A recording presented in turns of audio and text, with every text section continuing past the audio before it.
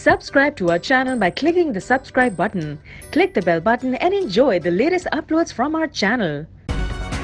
عائشہ گولیلی کی آپ نے گفتگو سن لی ہے، جس کو میں کہہ رہا ہوں کہ سیاسی باؤنسز ہیں، پورا اوور باؤنسز کا ہے جو عمران خان پہ کھیلا گیا ہے، مگر وہ الزامات جو کہ عائشہ گولیلی نے لگائے، جو ریزرویشنز کا اظہار کیا، جو سیاسی مسائل اٹھائے، میں نے آپ کو دکھایا اس سے پہلے کہ آج سے 5 سال پہلے یہی معاملہ تھا، یہی ایشو تھا۔ ایسا لگتا ہے کہ 5 سال میں کچھ حالات بہتر نہیں ہوئے۔ آج یہ عائشہ گولیلی نے بات کہی ہے، اس سے پہلے اسی قسم کے جو سیاسی مسائل ہیں پاکستان تحریک انصاف کے، عمران خان کے، وہ بات شیریں مزاری بھی کر چکی ہیں، فوزیہ قصوری بھی کر چکی ہے، جو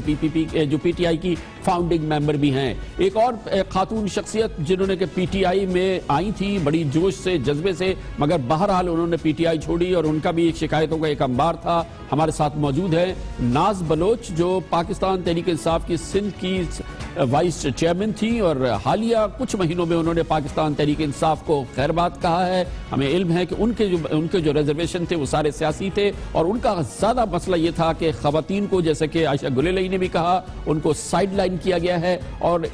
پاکستان تحریک انصاف میں خواتین کی کوئی جگہ نہیں ہے۔ بہت بہت شکریہ ناز بلوچ صاحبہ۔ آپ بتائیے گا، جب آپ نے عائشہ گولیلی کی پریس کانفرنس سنی، ظاہر ہے کچھ انہوں نے ذاتی ایشوز سامنے رکھے مگر مجموعی طور پہ سیاسی بات کی ہے، آپ کے ذہن میں کیا بات آئی؟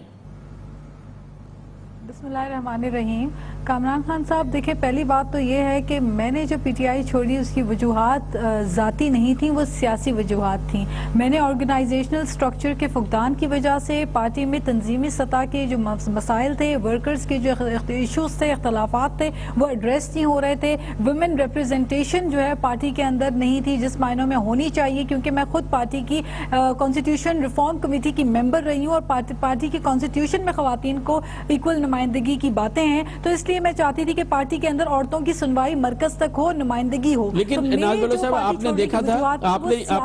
آپ نے یہ بات دیکھی کہ عائشہ گولیلی کی گفتگو میں بھی اس کا بڑا حصہ ہے وہی بات جو آپ کہہ رہی ہیں، اور یہ بات شیریں مزاری بھی کہہ چکی ہیں، ہم نے دکھایا، فوزیہ قصوری بھی یہ بات کہہ چکی ہیں۔ تو یہ صرف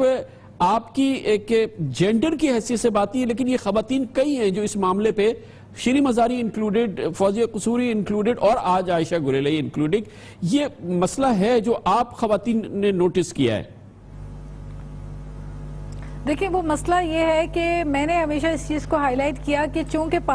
پاکستان میں 52% آبادی جو ہے وہ خواتین کی ہے، ہم خواتین کی بات کرتے ہیں، نئے پاکستان کی جب بات کرتے ہیں تو ہمیں خواتین کی نمائندگی بھی اس معنوں میں ضروری ہے کہ صحیح ریپرزنٹیشن ان کی ہو، اور وہ تبھی پاسبل ہے جب ایک آٹونومس ویمن ونگ پارٹی کے اندر ہو جو کہ بہت مؤثر کردار ادا کرے، تاکہ خواتین ورکر پارٹی کے اندر اپنی آواز، ان کی رسائی بھی ہو، اور ان کو کسی پارٹی کے مرد حضرات سے کہہ کے پارٹی کی میٹنگز میں حصہ لینے کی ضرورت نہ پڑے، وہ براہ راست خواتین کے ساتھ جو ہے خواتین زیادہ کمفرٹ زون میں کام کر سکتی ہیں۔ لیکن یہ جو عائشہ گولیلی کی آج کی پریس کانفرنس کی، جو میرا خیال ہے وہ کل پریس کانفرنس کر رہی ہیں، لیکن آج جو انہوں نے باتیں کی ہیں، ان کی جو پرسنل انہوں نے جو باتیں کی ہیں، میسیجز وغیرہ کی، وہ چیزوں کا کبھی مجھے سامنا نہیں کرنا پڑا۔ مجھے کبھی 7 سال کے اندر نہ تو ذاتی طور پہ کبھی کوئی اس قسم کے میسیجز آئے ہیں، نہ مجھے ذاتی طور پہ کبھی اس لیول کی پرسنل لیول کے اوپر کبھی مجھے کسی نے نہ کبھی کوئی بات کی ہے، نہ کبھی ایسی چیزیں میرے نوٹس میں آئی ہیں۔ ہاں، سیاسی اعتبار سے میں نے ہمیشہ آواز اٹھائی ہے کہ جلسے جلوسوں میں جب پارٹی کی مرکزی قیادت بیٹھتی ہے